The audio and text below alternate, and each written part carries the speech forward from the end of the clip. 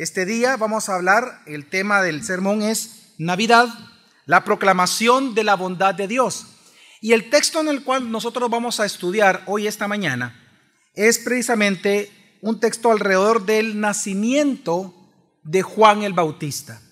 Porque precisamente algunos eventos alrededor de Juan el Bautista, de lo que hablan realmente, lo que predica realmente es acerca de Jesucristo. Así que es un texto muy apropiado para esta época, así que vamos a comenzar a estudiarlo.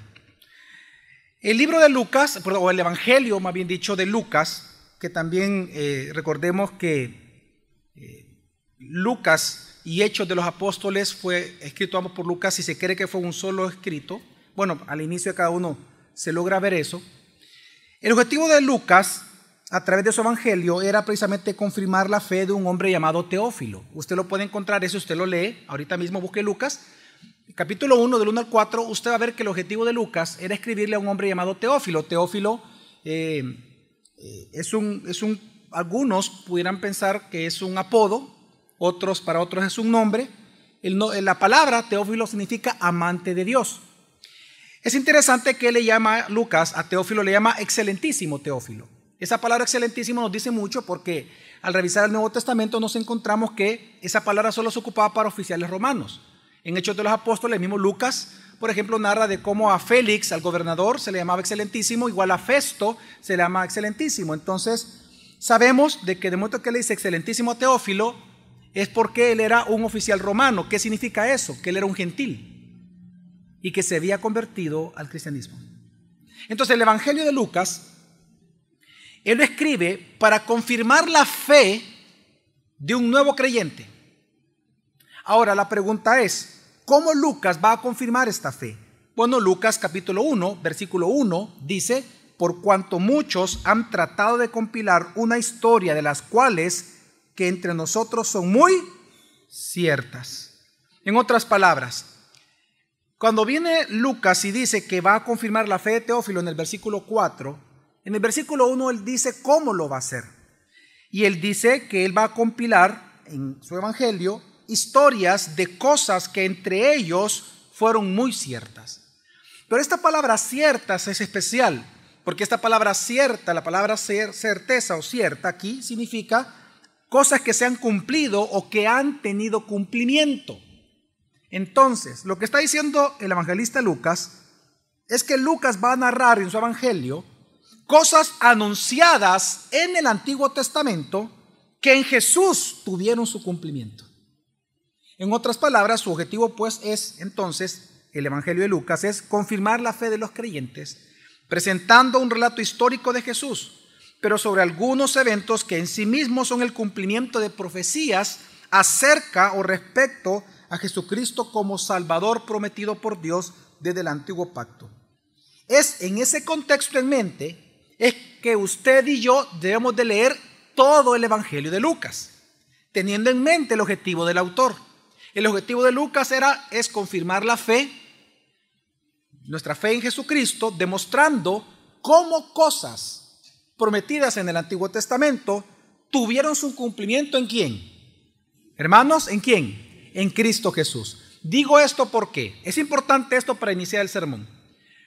Porque todo lo que usted lee en Lucas, él lo escogió selectivamente. Él fue muy selectivo. Selectivamente lo escoge y él comienza a mostrar cómo el Antiguo Testamento se fue cumpliendo en Cristo. Entonces, cuando usted ve que él toma un tiempo bastante grande para hablar de Juan el Bautista en capítulo 1 de Lucas y en el capítulo 3 de Lucas, ¿cuál es el objetivo del autor? ¿Que nos centremos en Juan? No, que nos tenemos que centrar ¿en quién? En Jesús. Es decir, hay algo en la historia de Juan, en el nacimiento de Juan, en el ministerio de Juan, que se está cumpliendo cosas ¿de dónde? Del Antiguo Testamento. Entonces, en ese sentido es que tenemos que leer todo el evangelio de Lucas. Y es en la manera que hoy nosotros vamos a ver, por medio de algunos hechos que ocurrieron alrededor del nacimiento de Juan el Bautista, cómo cosas se cumplieron en Jesús. Así que 3 cosas en esta mañana, hermanos, en tiempo de Navidad, vamos a ver hoy. Número 1, lo que el nacimiento de Juan el Bautista proclamó acerca de Jesús. En segundo lugar, lo que Zacarías, es decir, el papá de Juan Bautista, proclamó y profetizó acerca de Jesús. Y en tercer lugar, lo que por lo tanto nosotros hoy, en Navidad, proclamamos acerca de Jesús. Así que en primer lugar, lo que vemos nosotros es lo que el nacimiento de Juan Bautista proclamó al mundo acerca de Jesús. En Lucas capítulo 1, versículos 57 al 59, dice así la palabra del Señor. Cuando a Elizabeth se le cumplió el tiempo de su alumbramiento, dio a luz un hijo, y sus vecinos y parientes oyeron que el Señor había demostrado su gran misericordia hacia ella, y se regocijaban con ella. Y al octavo día vinieron para circuncidar al niño, y lo iban a llamar Zacarías, según el nombre de su padre. Ok, aquí vemos de que tanto vecinos como parientes se regocijaron con Zacarías y con Elizabeth. Se regocijaron porque recordemos que la concepción de Juan el Bautista fue por gracia de Dios. Ambos ya eran mayores de edad y sin embargo Dios le permite tanto tener hijo a Elizabeth, es decir, ser fértil, como también a Zacarías. Por lo tanto, luego de que ellos se juntan, queda embarazada Elizabeth, y hoy nace el niño. Por lo tanto hay un gran regocijo porque todos están viendo el cumplimiento de aquella promesa, de aquel gran anuncio que a través de un ángel, el ángel Gabriel, le anunció a Zacarías que su esposa iba a quedar encinta y que obviamente iba a nacer un niño. Entonces vemos que aquí Dios está cumpliendo su promesa de darle hijo a Zacarías y a Elizabeth, y todos se regocijaron. Pero bueno, luego dice el versículo que estos parientes y vecinos al octavo día acompañaron a Zacarías y a Elizabeth y a la circuncisión, y que con regocijo también participaron en la circuncisión. Digo esto y lo dejo muy claro porque la circuncisión, hermanos, no solamente era un evento ceremonial, sino que también era una celebración religiosa y parental. Era toda una celebración. El hijo en ese momento se le iba a dar el nombre. En la circuncisión es donde le ponían el nombre al niño. Así que no solamente era una ceremonia religiosa, sino que era una ceremonia familiar. Por eso es que vemos que son los parientes y los vecinos los que están ahí de testigos, que comienzan a querer, como obviamente amaban a Zacarías, que su hijo se llamara Zacarías Jr., ¿verdad? O sea, querían que tuviera el niño el nombre del papá, algo normal y natural que pasa todo el tiempo, ¿verdad? Y en ese contexto es lo que nos encontramos. Pero ¿qué sucedió? Dice el versículo 60 en adelante.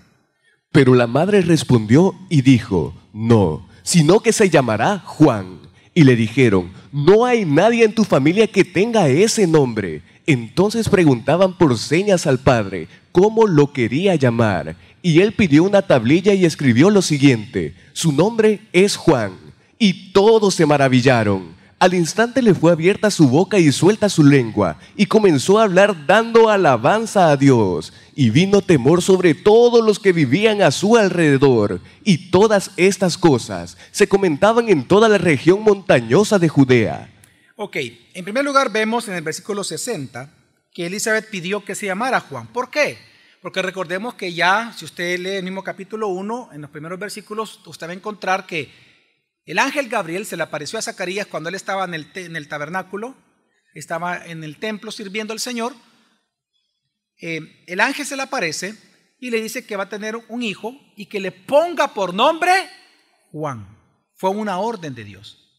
Entonces Zacarías obviamente se lo comunicó a su esposa, y por eso Elizabeth dice, no se va a llamar Zacarías Jr., se va a llamar, ¿cómo, hermanos? Juan. Ok. Ahora, interesante, solo por aclarar, porque pueden hacer preguntas, versículo 62, dice que le preguntaban por señas al padre. Esto es normal verlo. Recordemos de que cuando usted le habla por señas a alguien es porque usted asume que esa persona es ¿qué? Sorda. Más sin embargo, Zacarías no estaba sordo, sino que el ángel lo que le dijo que se iba a quedar sin ¿qué? Sin habla. Pero obviamente cuando una persona no se puede expresar, lo que nosotros pensamos naturalmente es que no puede oír. Entonces ellos por señas, pensando que era problema de oído, le dijeron a Zacarías que cuál era el nombre, y él escribió una tablilla porque no podía hablar, Juan, como el ángel le había dicho. En ese momento se abre la boca y él comienza a alabar al Señor. Bueno, ahora pasa algo aquí bien importante, bien importante. Ellos le ponen por nombre Juan, y el nombre Juan tiene un significado bien especial. Juan significa Dios es bondadoso o Dios es favorable. Y este detalle es relevante para todo lo que vamos a hablar. ¿Por qué? Miren, solo en el Nuevo Testamento encontramos que solo a 2 personas Dios le manda a poner el nombre a sus hijos. A Zacarías a través del ángel Gabriel. ¿Y a quién más? ¿A quién más Dios le envía el ángel Gabriel a decirle cómo tiene que ponerle nombre a su hijo? A María. Solo ellos 2. A Zacarías, el ángel le dice, le pondrás por nombre Juan. Y a María le dice, le pondrás por nombre Jesús. Ahora, esto es bien importante, porque no es lo mismo a que yo le ponga un nombre a mis hijos. Por ejemplo, Isabela significa consagrada a Dios. Fue una época bien especial para nosotros cuando Isabela nació, precisamente porque fue el tiempo en donde mi esposo y yo nos consagramos al ministerio de Dios, y por eso le pusimos Isabela a Isabela.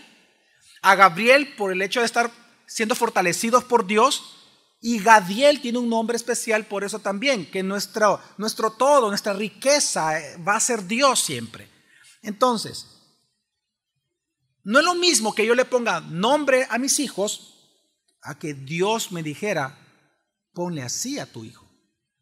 Hay una gran diferencia ahí. ¿Por qué?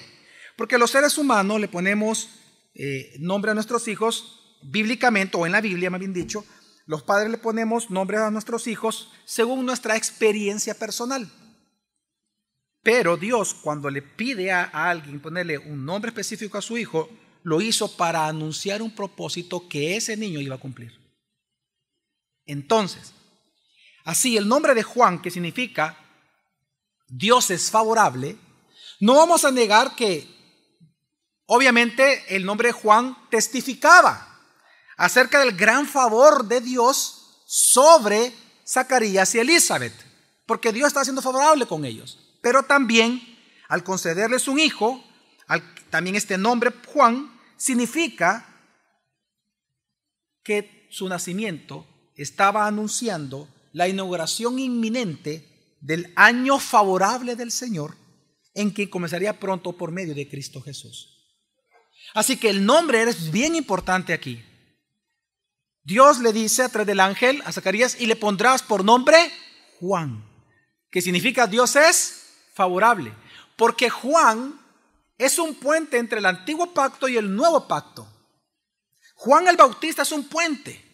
Juan el Bautista es especial por eso, porque Juan el Bautista, solo su nombre en este día, en este 8º día, estaba anunciando algo al mundo a través del ministerio que le iba a ejercer, que pronto iba a ser inaugurado en la persona de Jesús el año favorable de Dios para todos.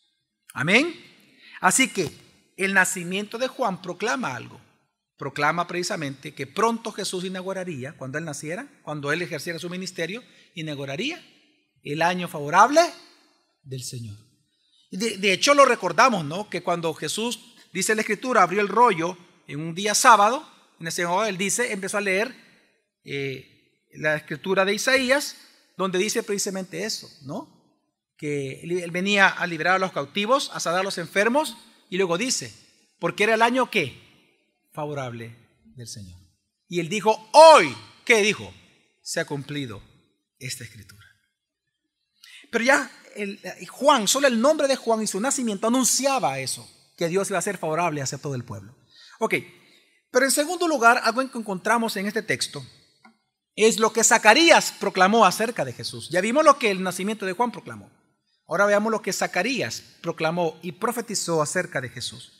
Sigamos leyendo. ¿Qué sucedió con la historia? Bueno, dice que 65 y vino temor sobre todos los que vivían a su alrededor, y todas estas cosas se comentaban en toda la región montañosa de Judea. Sigamos leyendo qué sucedió. Y todos los que las oían, las guardaban en su corazón, diciendo, ¿qué pues llegará a ser este niño? Porque la mano del Señor ciertamente estaba con él. Y se da cuenta, bien interesante, 2 cosas. Número 1, ellos reconocían entonces, por la historia que testificaron ellos, que el ángel, porque obviamente Zacarías y Elizabeth tuvieron que haberles contado a ellos, no, le van a poner Juan porque vino un ángel. Claro que ellos tuvieron que haberles contado. Ellos se maravillaron, por lo tanto, de todo eso. Entonces, pero no solamente se maravillaron, sino que entendieron que el niño era especial. que el niño tenía un llamamiento especial, una vocación importante que realizar, pero no sabían cuál. Y por eso, ¿qué fue lo que preguntaron? ¿Qué pues llegará a ser este niño? Porque ciertamente la mano de Dios, ¿qué? Ellos sabían eso, estaba con él, era obvio. Pero la gran pregunta entonces es, ¿qué pues llegará a ser este niño? Lo interesante es que ahora nos encontramos, y lo que vamos a leer ahorita es lo que Dios inspiró a Zacarías a responder precisamente a esta pregunta fue con una profecía. Ahora lo que vamos a ver es la respuesta a esa pregunta. La pregunta es, ¿qué puede llegar a ser este niño? Pero lo interesante es que en la respuesta que vamos a leer, en la profecía que Zacarías dio, de quien menos habla es de Juan. Y a quien termina exaltando es a Jesús. Porque el nacimiento de Juan el Bautista, Zacarías entendió, marcaba el final de algo y el inicio de algo. Y es lo que Zacarías profetizó entonces.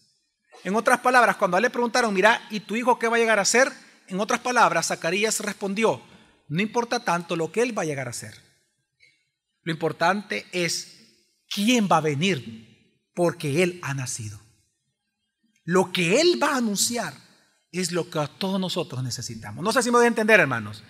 Entonces, en ese sentido, vamos a leer cómo Zacarías responde esta pregunta, ¿qué pues llegará a ser este niño? Y vamos a observar 3 cosas acerca de Jesús que Zacarías profetiza o proclama en este día. En primer lugar, lo que nosotros vemos que él proclama o profetiza acerca de Jesús es que Jesús nacería para ser nuestro Redentor. Dice así Lucas 67, sigamos leyendo, leímos el 66, dice el 67 y el 68 así. Y su padre Zacarías fue lleno del Espíritu Santo y profetizó diciendo, bendito sea el Señor Dios de Israel, porque nos ha visitado y ha efectuado redención para su pueblo. Ok, cuando él dice bendito sea el Señor Dios de Israel, esa frase completa es una frase muy común en el Antiguo Pacto. Usted lee el Antiguo Testamento y se va a encontrar con esta frase varias veces. ¿Por qué? Porque Zacarías estaba lleno y empapado de la palabra de Dios. Y algo importante que hay que aclarar, y aunque al final lo pongo como una implicación nuestra, usted se da cuenta, siempre el Espíritu Santo va a tomar de usted lo que usted tenga de palabra en su mente. Entre más palabra usted tenga, más recurso toma el Espíritu Santo para ayudarlo a usted. Entre menos palabra usted tiene, usted va a tener más dificultades en tomar decisiones sabias.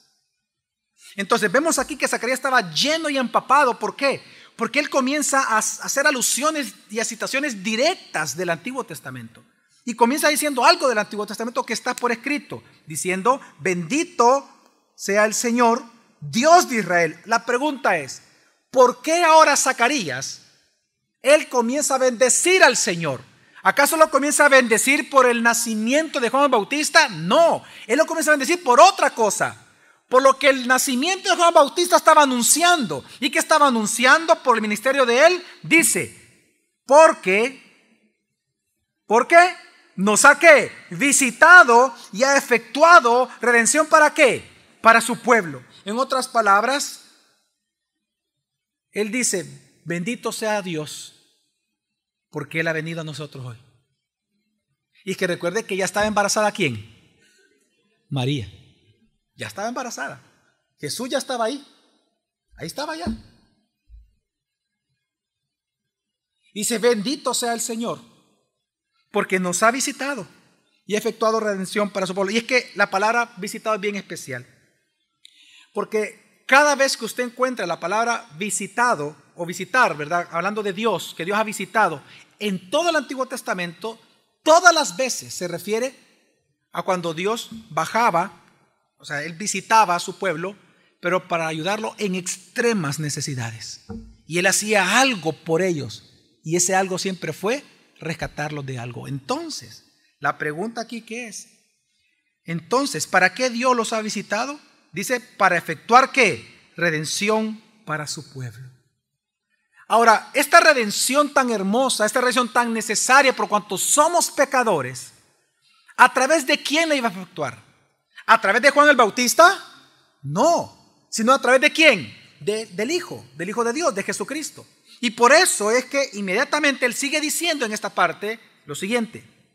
Y nos ha levantado un cuerno de salvación en la casa de David, su siervo. Ok, hoy léeme una vez más, ahora solo el 68 y 69, los dos juntos. Bendito sea el Señor Dios de Israel, porque nos ha visitado y ha efectuado redención para su pueblo, y nos ha levantado un cuerno de salvación en la casa de David, su siervo. De por sí ya sabemos, solo con leer en la casa de su siervo, sabemos de qué no se refiere a Juan el Bautista, porque Juan era hijo de Zacarías, quien era ¿qué? Sacerdote. Por lo tanto, ¿a qué tribu pertenecía? A la tribu de Leví. ¿Y el Redentor de qué tribu tendría que venir? De Judá. Y tenía que ser del linaje ¿de quién? De David. Entonces ya sabemos que no es Juan el Bautista. Aquí Zacarías no está profetizando de su hijo, está profetizando ¿de quién? De Jesús. Impresionante. Lo que el nacimiento de Juan Bautista estaba anunciando al mundo.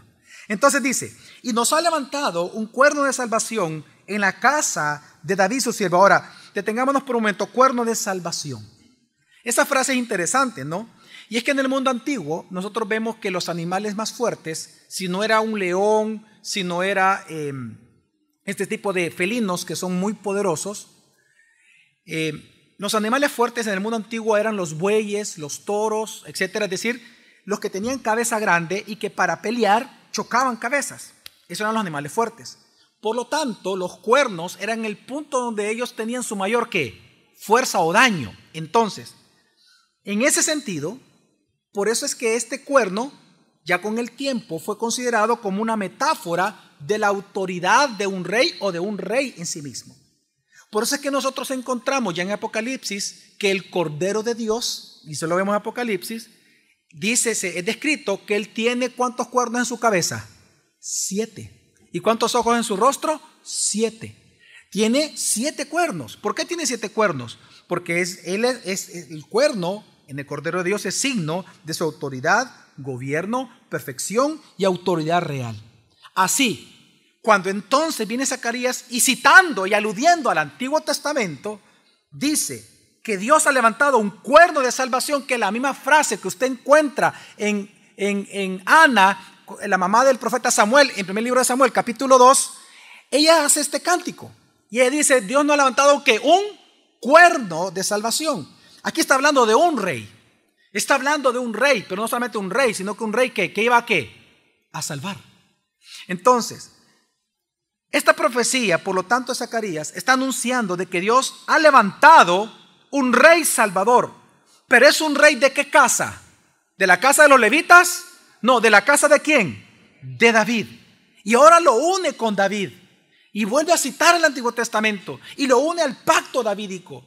Y entonces Zacarías está diciendo que este Salvador no solamente sería un rey, no solamente es un rey salvador, sino que resulta que este rey es aquella promesa dada ¿a quién? Al rey David. Voy a recordárselo un poquito, veo que necesitamos recordar, hermanos. En número 7, usted lo puede revisar en su Biblia, en número 7, ¿recuerdan ustedes que David quiso construir un templo para Dios? ¿Se recuerda? Él dijo, yo te voy a construir casa. Porque mire, ahí se ve como que David era buena onda, ¿no? Y decía, pobrecito Dios, va. Yo vivo en una casa bien bonita y mire la pirringuita en la cual Dios está ahí, que era la tienda de reunión. Ya cuando él miró su construcción versus la tiendita, entonces dijo, voy a hacer un templo. La motivación no era muy buena. Entonces Dios le dice a David, ¿que acaso yo necesito una casa? Le dijo. ¿Cuándo yo he pedido casa? Le dijo. Si yo siempre me he movido en el tabernáculo. Además, un tabernáculo a mí no me puede contener. Pero lo interesante que cuando Dios le dice, tú a mí no me vas a construir un templo, ¿sabe lo que Dios hace? Dios hace un pacto con David. Y él entonces le dice, yo seré quien te construye a ti una casa. Pero no se refería a una casa de piedra, sino a un linaje. Y le dice, cuando tú mueras, y fue bien específico Dios, cuando tú mueras, tiempo después, yo levantaré un hijo tuyo y su trono será para siempre. Es decir, que va a ser una persona eterna. Por lo tanto, no se estaba refiriendo a Salomón. Después de que tú mueras, yo levantaré un hijo y su trono será para siempre. Y él traerá paz a mi pueblo. Y entonces hace un pacto con David.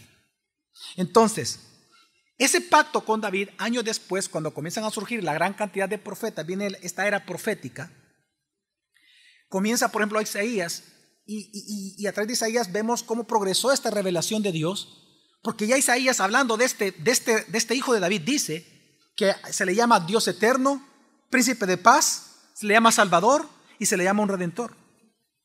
Pues ahora, Zacarías, 1000 años después de la profecía de Isaías y 1250 años después del pacto con David, él anuncia que Dios ha levantado, que Dios ha puesto, que ha visitado y ha levantado un cuerno de salvación de la casa de David.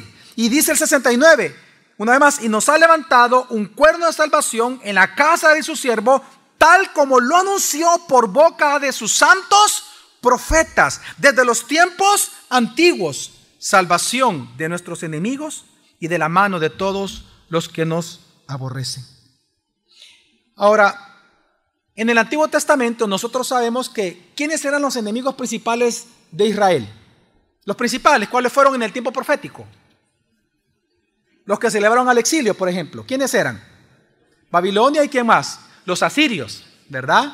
Los sirios, asirios, etcétera, todo eso eran los enemigos. Ok, cuando uno lee aquí, obviamente él está citando el Antiguo Testamento otra vez a Zacarías. Todo el tiempo él estaba empapado de la Escritura.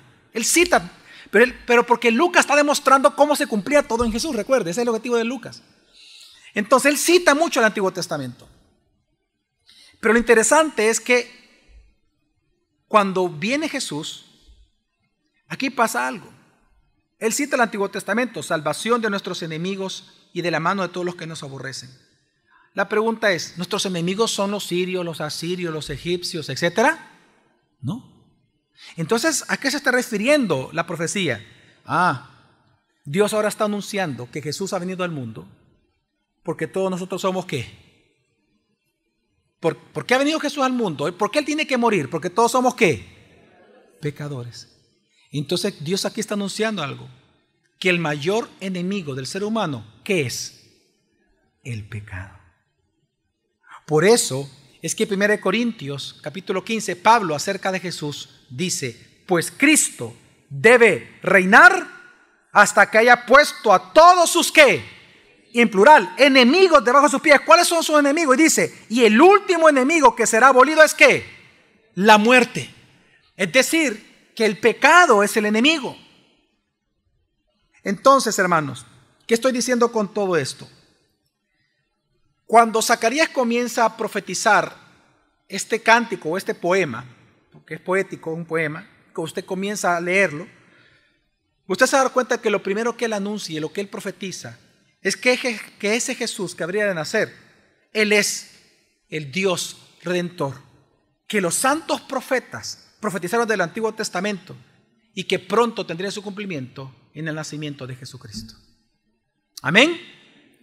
Pero en segundo lugar, Él continúa su profecía, pero Él anuncia una segunda cosa acerca de Jesús. ¿Y qué? Que no solamente, por lo tanto, Él nacería para ser nuestro Redentor, sino que también Él nacería para ser nuestro, digan conmigo, Señor. Digan conmigo, Redentor, Señor. Veamos Lucas 1 del 72 al 75 dice. Para mostrar misericordia a nuestros padres y para recordar su santo pacto, el juramento que hizo a nuestro padre Abraham, concedernos que, librados de la mano de nuestros enemigos, le sirvamos sin temor, en santidad y justicia delante de Él, todos nuestros días. Así que no solamente está diciendo aquí Zacarías, se está profetizando, no solamente Dios redimiría a su pueblo, sino que ahora para mostrar su misericordia, así comienza diciendo el versículo 72, sino que para mostrar su misericordia, después, en este mismo Redentor, Zacarías profetiza que Dios nos concedería que a nosotros le sirvamos a Él en santidad, en justicia y sin temor todos nuestros días. Ahora, quiero detenerme aquí por un momentito. Hermanos y hermanas, usted ha notado ahorita leyendo aquí el versículo, usted nota cómo servir a nuestro Señor Jesús. Es una concesión que Dios nos ha dado a nosotros, es decir, es un privilegio para nosotros. Versículo 72 dice, para mostrar misericordia a nuestros padres, dice, para eso viene Jesús, para mostrar misericordia. Pero ¿cómo Dios la muestra? Para recordar su santo pacto, el juramento que hizo nuestro Padre, ya vamos a hablar de eso, Abraham. Luego dice, concedernos ¿qué? Es decir, vamos a leer una concesión. ¿Qué es lo que vamos a leer? Una concesión que viene de parte de la misericordia de Dios para usted y para mí. ¿Y qué es lo que Dios nos ha concedido? Dice, ¿qué? ¿Librados de la mano de qué? Y en el versículo anterior, ¿qué dijo Zacarías? ¿Que a qué venía Jesús? ¿A librarnos de qué? De nuestros enemigos. Es decir, una vez Dios se muestra como Redentor, automáticamente Él nos pide algo. Dice, concedernos que, librados de la mano de nuestros enemigos, es decir, siendo perdonados nuestros pecados, ¿qué tenemos que hacer? Le sirvamos, 1, sin temor, número 2, en santidad, y número 3, y justicia. ¿Delante de qué? ¿Cuánto tiempo? Hermanos, servir a Dios es nuestro privilegio. Es una concesión de Dios. Es parte de la misericordia de Dios para usted. No hay mayor felicidad para un cristiano que servir a Dios. Es lo que nos da a nosotros importancia. Ahí nosotros encontramos nuestro sentido de ser redimidos. Servir al Señor. Es una concesión. Por eso va en orden Lucas. Es impresionante. Hay muchas cosas que podemos mencionar aquí, pero por el tiempo voy corriendo. Pero usted ve el orden en Lucas. Primero muestra a Jesús Redentor, pero para ser nuestro Señor. Porque cuando habla de que tenemos que servirle, es una figura de señorío y de esclavo, esclavo y señor. Porque está hablando de dulo, de duleo, está hablando de un esclavo. Por lo tanto, si hay un esclavo es porque hay un ¿qué? Un señor. O sea, que no solamente está anunciando Zacarías que Jesús vino para ser redentor nuestro, sino para ser Señor nuestro. Ahora, algo que debemos de destacar es que así como en el punto anterior, Lucas describe con detalle, por ejemplo, cómo Jesús era el cumplimiento del pacto davídico, pero ahora muestra cómo Jesús también es el cumplimiento del pacto abrahámico con Abraham. ¿Se recuerdan? Y es que tiene sentido. Cuando Dios hace el pacto con Abraham, no solamente le prometió una tierra, sino que le prometió un descendiente. Y le dijo, y en tu simiente, ¿qué le dijo? ¿Serán benditas el qué? Todas las que. Cuando dice naciones es porque su simiente serían, digan conmigo, un señor de los señores. Un señor de todas las naciones. Por lo tanto, Lucas está diciendo que este Jesús al cual le servimos porque Él es el qué? El Señor, no solo nuestro, sino de qué? De todas las naciones. En Él se cumple. En Él se cumple. Jesús es Dios Redentor. Jesús es Señor. Jesús, el cumplimiento del pacto davídico, es el hijo de David, pero también es la simiente de Abraham, en el cual todas las naciones son benditas para siempre. Amén. Y en tercer lugar, ¿qué es lo que entonces viene ahora a anunciar Zacarías? Bueno, ya dijimos, Redentor, que Jesús él nacería, su nacimiento, es decir, Él nacería para ser nuestro Redentor. Él nacería para ser nuestro Señor. Pero en tercer lugar, y es el orden correcto, es el orden bíblico, lo vamos a ver, no solamente Dios te salva para ser tu Señor, sino que siendo tu Señor, Él comienza a ser tu pastor. Él nacería para venir a ser nuestro pastor. Y esto lo vemos en la siguiente parte de la profecía. Ahora, presta atención que es bien interesante el cambio que ahora viene y hace Zacarías. Dice versículos 76 y 77, dice: Y tú, niño, serás llamado profeta del Altísimo. Ok. y tu niño serás profeta ¿de quién? ¿De quién está hablando ahorita? Ya de Juan el Bautista, exactamente. Después de profetizar dos cosas de Jesús, hoy habla de su propio hijo. Y le dice, como acuérdense que todo esto sucedió en el día de la circuncisión. Entonces ahí mismo viene y él le dice, y tu niño será llamado ¿qué? Profeta ¿de quién? Del Altísimo. ¿Por qué? Porque irás delante del Señor para preparar sus caminos, para dar a su pueblo el conocimiento de la salvación por el perdón de sus pecados. Mire, aquí Zacarías alude mucho al Antiguo Testamento. No hay tiempo ya para esto. Podemos hacerlo en otra ocasión o se lo dejo a su trabajo, búsquelo. Pero principalmente Zacarías está aludiendo a la profecía de Malaquías. Malaquías capítulo 1 y Malaquías capítulo 3, en donde se anuncia que aquel Elías que tendría que venir antes de la venida del Mesías para anunciar al Mesías, este Elías que tendría que venir iba a ser el que le iba a preparar los caminos al Mesías. Por lo tanto, cuando Zacarías dice esto, Zacarías está diciendo que Juan el Bautista está señalando a Juan el Bautista como aquel Elías que habría de venir. ¿Se acuerdan ustedes de la profecía, hermanos?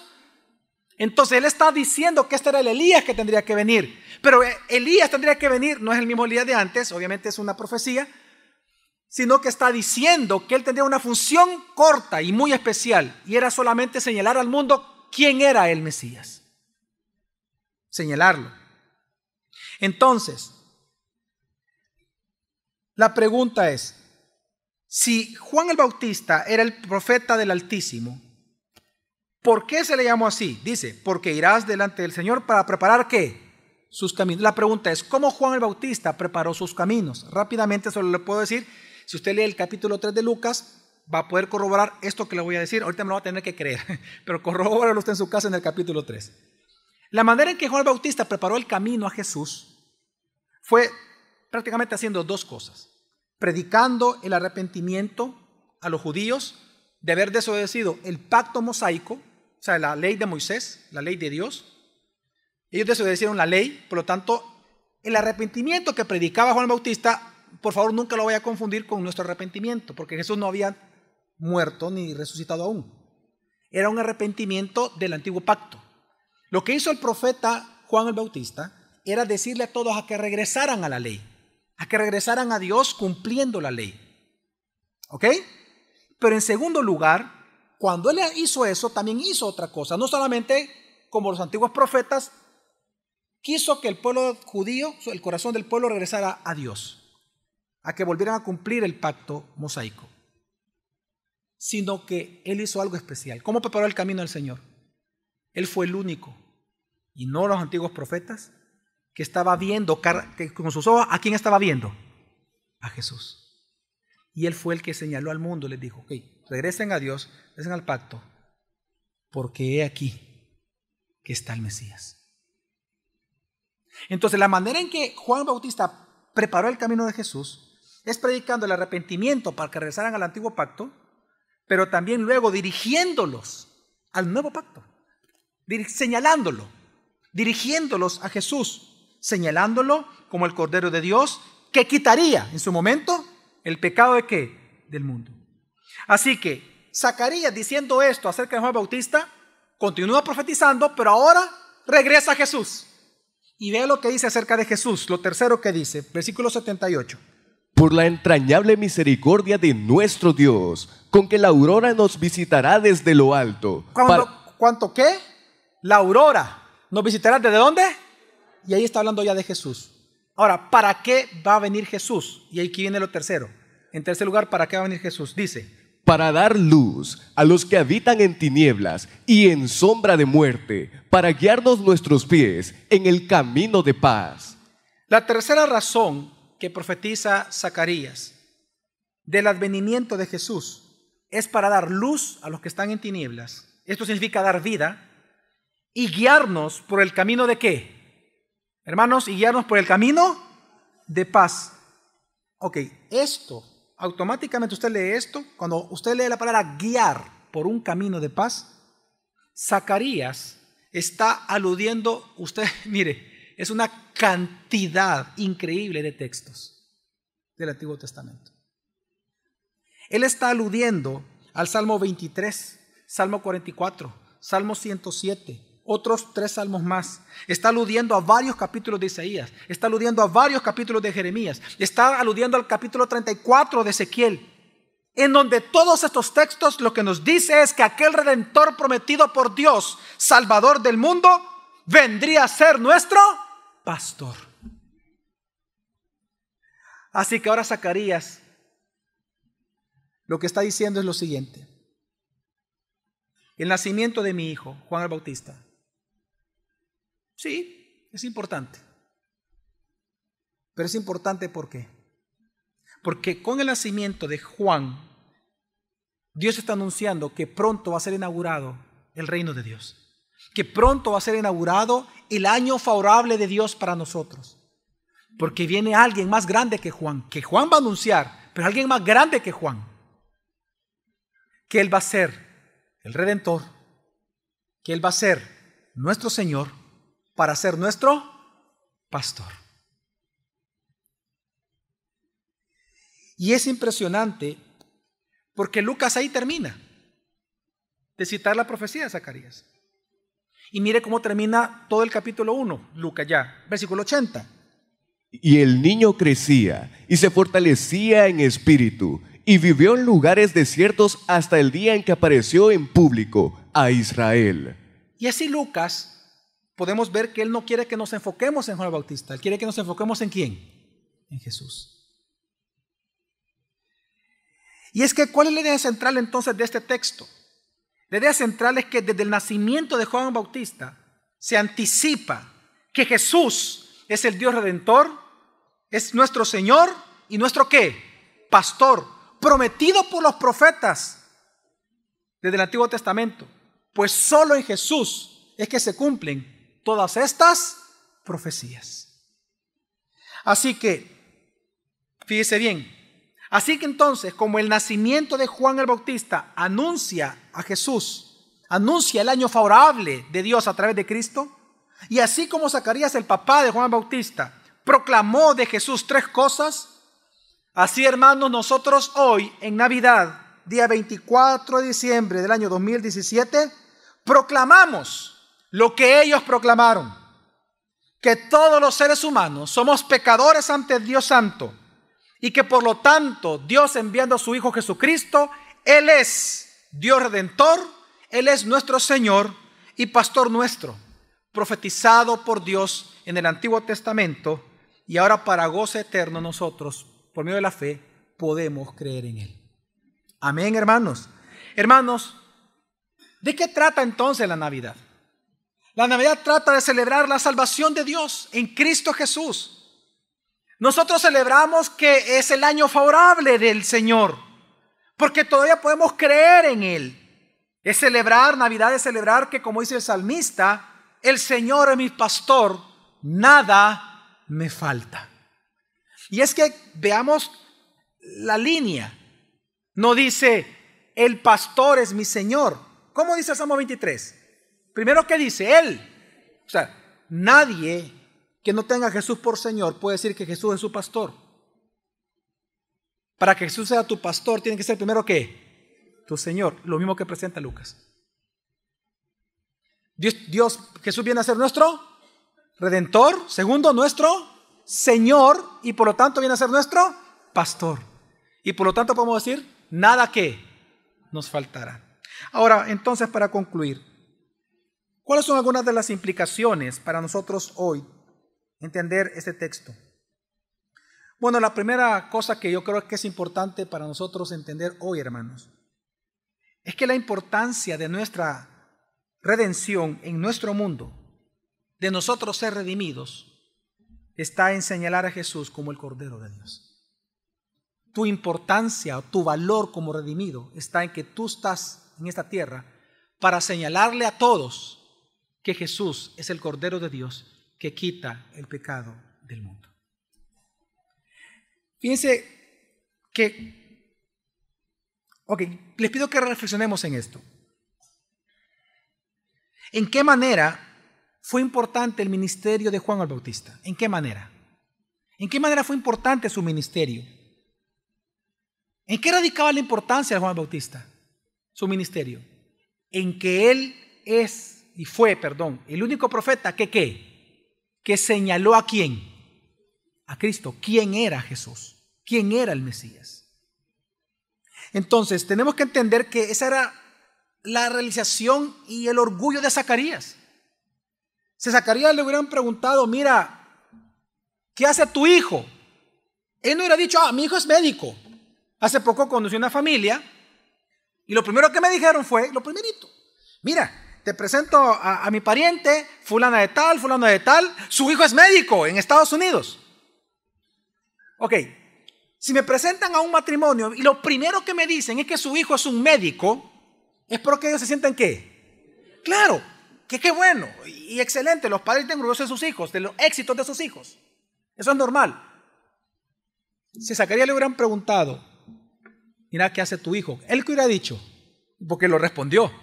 ¿Él es qué? ¿Y tu niño cómo le llamó? No, pero no profeta. ¿Qué le dijo? Profeta del Altísimo. Mira, ¿y tu hijo a qué se dedica? Él es el profeta del Altísimo. ¿Qué significa? Que no hubo otros. Solo hubo uno. Fue bien especial. ¿En qué sentido? En que él vio a Jesús, lo tocó, lo abrazó, lo vio, lo escuchó y habiéndolo tocado, le dijo al mundo, este es, no hay otro, no tienen que imaginárselo, que es aquí en carne y hueso, este es. Miren hermanos, por eso es que en Mateo 11:11 Jesús dijo, él afirmó, entre todos los nacidos de mujer no se ha levantado nadie mayor que Juan ¿qué? El Bautista. Jesús está diciendo que Juan Bautista fue más grande que Abraham, más grande que Moisés, más grande que David. ¿Pero en qué sentido fue más grande? En que aquellos creyeron la promesa, mas nunca ¿qué? La vieron. Pero Juan Bautista no solamente creyó la promesa, sino que ¿qué? Lo vio, lo conoció, lo abrazó y lo ¿qué? Y lo señaló al mundo.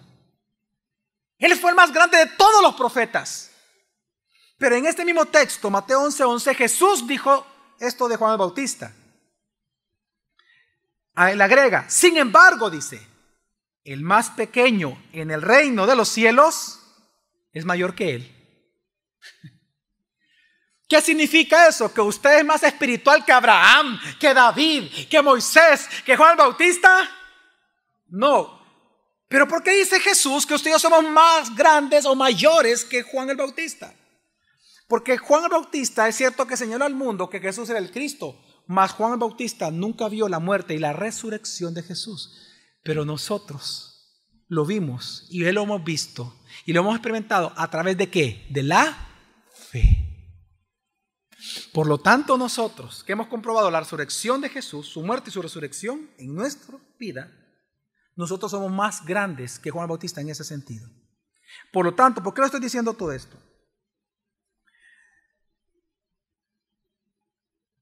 Porque si la importancia de Juan Bautista radicaba en que él señaló a Jesús, ¿cuánto más es la importancia de nuestra vocación y de nuestra vida como redimidos, que hemos experimentado la muerte y la resurrección de Jesús en nuestra propia vida?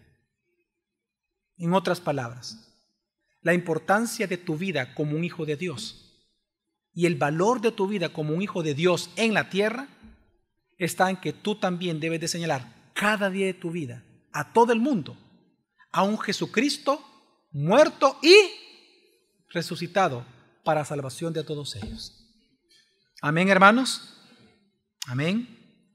Por lo tanto, no creas que la importancia de tu vida viene de los aplausos de las personas, de los vestidos, de la ropa, de los bienes que tú tengas, de las joyas, no sé, de las amistades, de los contactos, de tu salario. Tu importancia como hijo de Dios no viene de eso. Tu importancia viene de tu vocación.